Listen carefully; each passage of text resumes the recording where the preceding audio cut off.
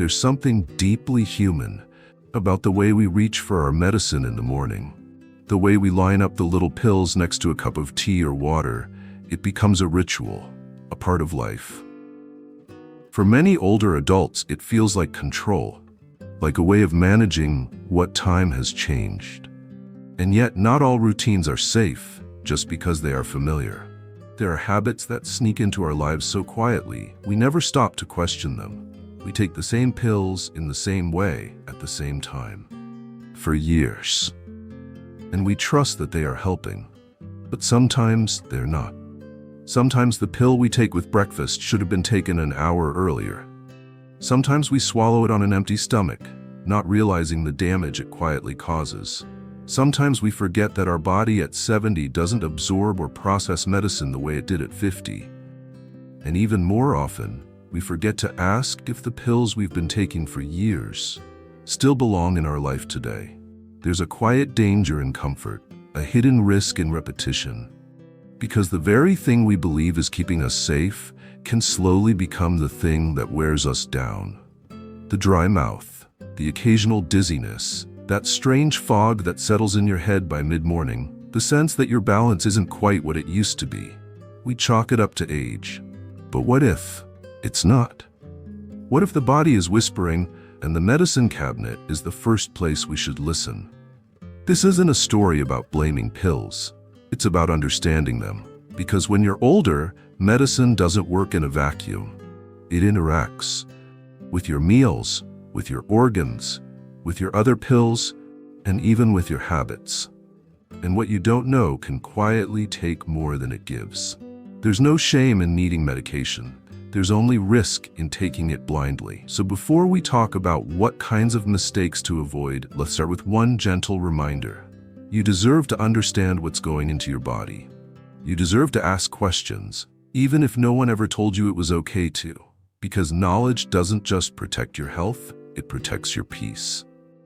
And one of the most common things that quietly goes wrong is something almost everyone does without thinking. Taking their pills at the wrong time. It seems harmless. After all, if the medicine is in your body, isn't that enough? But the truth is, timing can change everything. Some medications need food in your stomach to work properly. Without it, they may irritate the lining of your gut or pass through too quickly to be absorbed. You might feel nauseous, get cramps, or wonder why the medicine isn't helping at all. Other medications, however, should be taken before eating, because food slows them down or blocks their full effect. That blood pressure pill that seemed to work so well for years, it might be less effective now, simply because the meal came first. And your body, older now, responds more slowly, less predictably. It's these little things, these invisible rules no one ever explained, that make such a difference. You weren't told which pill needs breakfast and which one doesn't. You weren't taught that milk or grapefruit juice can interfere with certain drugs. You weren't warned that as your kidney or liver function changes with age, so does the way your body handles medication. No one gives you a new instruction manual when you turn 65. You just keep doing what you've always done, even if your body no longer responds the same way. That's why people feel tired without knowing why. That's why some start falling more often. Not because of age alone, but because something as small as pill timing is off, day after day, in quiet repetition. You don't need to become paranoid. You just need to become more curious. Start asking simple questions. Is this medicine meant to be taken with food? What happens if I take it after dinner instead of before? Could it be reacting with my evening vitamins or herbal tea? And if the answers aren't clear, ask again. Call your pharmacist. Bring a list to your doctor, because these questions, they are not a burden. They are your right. And sometimes knowing when to take a pill is just as important as knowing why you take it at all. But the mistakes don't always begin with you. Sometimes they begin with love. With the kind of love that says, "Here, I have some leftover pills. Try mine, they help me." And that is where another quiet danger begins.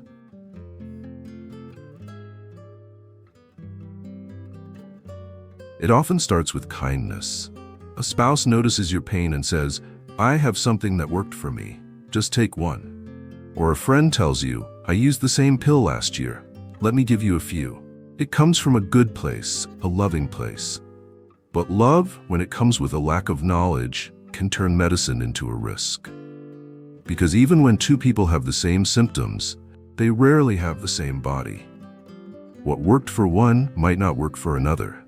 Especially as we age, you may have slower kidney function. You may already be on 5 other medications. You may react differently because your liver doesn't clear things as fast or your stomach lining is thinner now. And worst of all, when something goes wrong after taking someone else's medication, it's hard to trace it back. You don't tell your doctor because you weren't prescribed that pill. You feel dizzy, confused, or weak. But it could take days before anyone realizes the real reason is something you swallowed in trust. The sharing of pills often happens in silence. A quiet exchange in the kitchen drawer or bedroom nightstand. No prescription. No context. Just hope. But at this age, your body can't afford hope alone. It needs certainty. You've come too far to risk your health on someone else's leftover solution. It's not impolite to say no. It's not unkind to decline a friend's offer of medicine. In fact, it's one of the most loving things you can do for yourself. To protect your system, to respect the complexity of your body now, and to take only what is meant for you, measured in the right way, at the right time. Because not all medicine heals.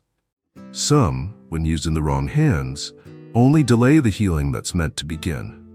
And then, there's another habit, quiet, seemingly harmless, that many fall into without noticing. The belief that if you miss a dose, you can double the next one. That innocent logic has sent many to the hospital, and most don't even know it.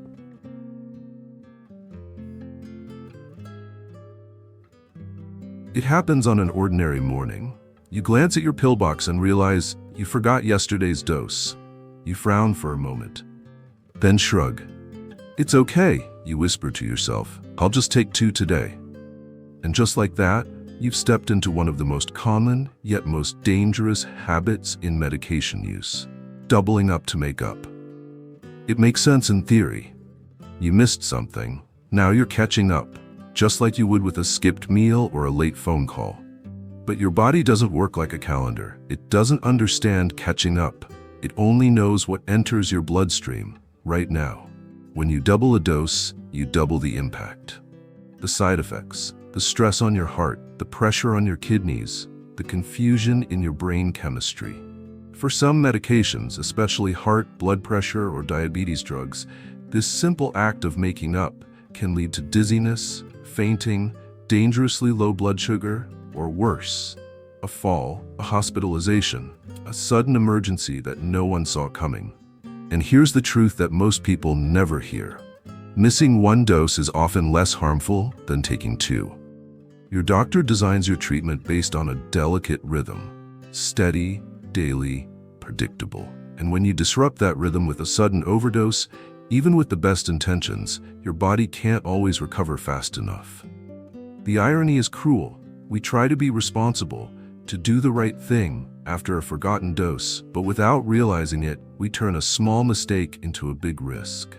So the next time you forget a pill, pause. Don't panic. Don't rush to fix it. Check your instructions. Call your pharmacist if you're unsure. Often the safest move is to skip it and simply resume your schedule as normal the next day. Medication isn't about perfection. It's about consistency and grace. Your body deserves both. And perhaps one of the most overlooked mistakes, the one hidden in plain sight, is continuing medication that your body no longer needs, just because it's familiar, just because it's always been there, even when the signs are whispering that something has changed.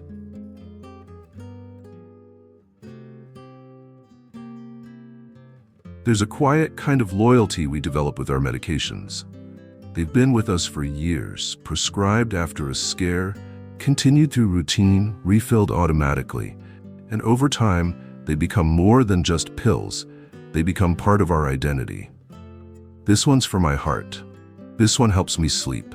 This one, I think I started it after that episode years ago. But when was the last time you asked, do I still need this? The truth is, medications are not forever by default. They're meant to respond to a need that may have changed, softened, or even disappeared. Yet the pill remains, day after day, because no one ever paused long enough to question it. Doctors are busy, appointments are short, refills happen without conversation. And so, a drug that was right for your body at 62 might be far too strong for your body at 74. And here's where the danger hides. You feel lightheaded, but you think it's just aging. You feel foggy, forgetful, but blame it on sleep.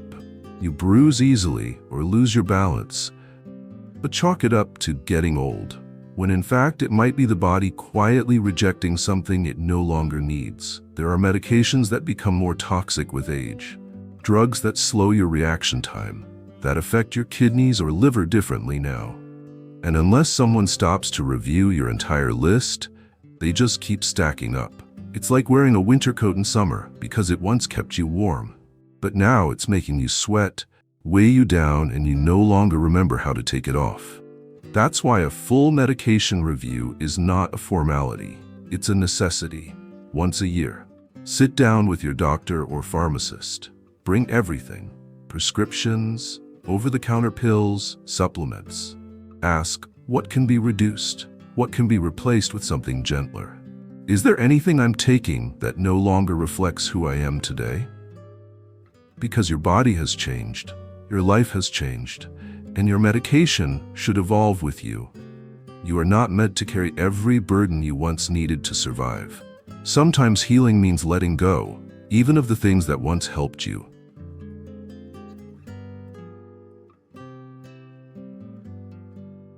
It begins with good news. You feel better. The pain is gone. Your numbers look good. You're sleeping through the night again. And in that quiet moment of relief, a thought enters. Maybe I don't need this pill anymore. You don't say it out loud. You just skip a dose, then another. And before long, the bottle is pushed to the back of the drawer. Because you believe that feeling better means you're healed. But here's the thing.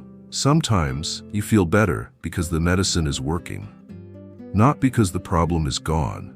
It's a gentle illusion. And it has led many strong, well-meaning people into a slow decline they didn't see coming. You stop your blood pressure meds, and a week later, the pressure creeps back up, silently straining your heart. You skip your thyroid pill, and 2 months later, your energy fades, your weight changes, and your mind feels foggy. You quit the antidepressant, and the darkness returns, only now it feels even heavier because you thought it had left for good. The danger of stopping medication is not always immediate. It's slow, gradual, hard to trace, and because the consequences don't hit all at once, it's easy to miss the connection. You begin to blame your age, your memory, your body, when really, it was a change you made, quietly, without guidance, because you didn't want to depend on something. But here's a truth few people speak aloud. Taking medicine doesn't mean you're weak. Stopping it without help can make you vulnerable. If you believe something no longer serves you, that's not wrong. But don't act in silence. Speak to someone who understands your full picture. A doctor who can say, yes, let's reduce it safely. Or, no, not yet. Your body still needs this. Because your intention to protect yourself is right. It just needs direction. You don't have to be on a pill forever. But you should never step away from it blindly. Freedom in health doesn't come from cutting corners. It comes from walking with wisdom. And in all of these moments, when we take too much, take too little, or take what's no longer right, there's a thread that ties them together. The absence of awareness. It's not just about the pills. It's about the relationship you have with them, with your body, with the quiet choices you make each day without a second thought. After 60, those choices matter more than ever. Your body speaks softly now, not with alarms, but with whispers. A slight fatigue, a moment of dizziness, a memory slipping through the cracks. They're not just signs of age, they're messages, clues, and sometimes silent consequences of habits we never meant to build. This isn't about fear. It's about awareness, empowerment, learning to ask before assuming, to check before swallowing, to pause before continuing what no longer fits who you've become. You are not fragile. You are evolving. And your health deserves more than routine. It deserves your full attention, your curiosity, your courage. So if this video made you pause, if it reminded you of a habit, a pill, a decision you haven't questioned in years, then let that pause be the beginning, not of panic, but of reflection. A small step back to look more clearly and then step forward, with more intention than ever before. Because growing older isn't about giving up control. It's about taking it back, gently, wisely, one thoughtful choice at a time. If you found this message meaningful, take a moment to share it with someone you care about. A parent, a friend, a neighbor. These are the conversations we rarely have, but deeply need. And if you'd like to walk this journey with us, through insight, through care, through community, subscribe to Golden Pathways. Together, we'll make aging not something to fear, but something to live, fully and with grace.